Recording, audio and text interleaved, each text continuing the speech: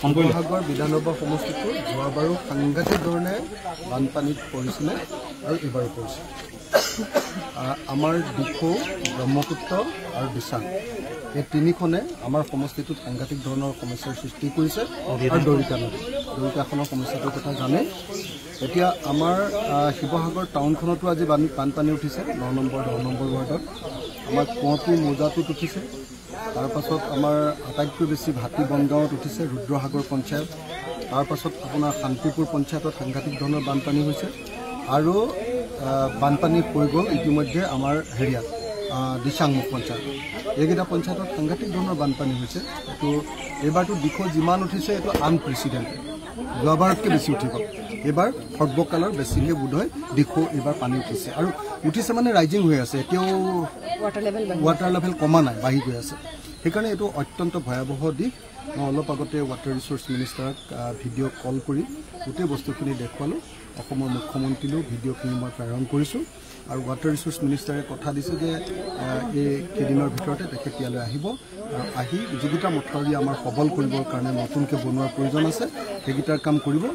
আৰু ইতিমধ্যে আমাৰ বিমল বৰা ডাঙৰীয়াই কৈছে, বিমল মোৰ লগৰ, আমি বন্ধু, আমি ক্লাছমেট আছিলোঁ। তো বিমলে কৈছে ইতিমধ্যে যে আমাৰ ৰিলিফৰ ব্যৱস্থা কৰা হৈছে, 3 দিনকৈ ৰিলিফৰ ব্যৱস্থা। কিন্তু এতিয়া আমাৰ প্ৰয়োজন আছে শিশু খাদ্য, পশু খাদ্য আৰু আশ্ৰয় দিবৰ কাৰণে হয় টিংপাত নহ'লে ত্ৰিপাল। ত্ৰিপালটোৰ ব্যৱস্থা সোনকালে যদি আমাৰ হৈ যায় তেতিয়াহ'লে হৈ যাব। বাকী আমাৰ ডিপাৰ্টমেণ্টকেইটাই disaster management, water resource, PWD, PHC তেওঁলোকে খুব খৰতকীয়াকৈ কামবিলাক কৰি আছে। ৰাইজৰ সেৱাত সকলো নিয়োজিত হৈ আছে আৰু মন্ত্ৰী ডাঙৰীয়া আমাৰ বিমল বৰা ডাঙৰীয়া আমাৰ সমষ্টিটো আৰু আমাৰ জিলাখনত খবৰ ল'বলৈ অহাৰ কাৰণে মই ধন্যবাদ। আৰু এটা কথা শুনিছোঁ, যিহেতু বানপানী হোৱাৰ পিছত ৰোগৰ প্ৰাদুৰ্ভাৱ বৃদ্ধি পায়, গতিকে মানে আচলতে কিছু পৰিমাণে মই জইণ্ট ডাইৰেক্টৰক কৈ ইতিমধ্যে কিছু ডাক্তৰ আৰু নাৰ্ছৰ ঘূৰা ফুৰাৰ ব্যৱস্থা কৰা হৈছে। সৰু সৰু কেম্পৰ ৰাস্তা তৈয়াৰ কৰাৰ ব্যৱস্থা কৰা হৈছে। কিন্তু মই আজি বা কাইলৈ জইণ্ট ডাইৰেক্টৰৰ লগত ভালকৈ পাতি ডাঙৰকৈ কেইটামান কেম্প দিয়াৰ, হেল্থ কেম্প দিয়াৰ ব্যৱস্থা গ্ৰহণ কৰিম। পানীটো শেষ হোৱাৰ পাছতে এতিয়া আমাক ব্লিচিং পাউডাৰ দৰকাৰ হ'ব আৰু ডেটলৰ দৰকাৰ, ফেনাইলৰ দৰকাৰ হ'ব। এই দুইটা বস্তু বিমল অকণ সহায় কৰি দিব।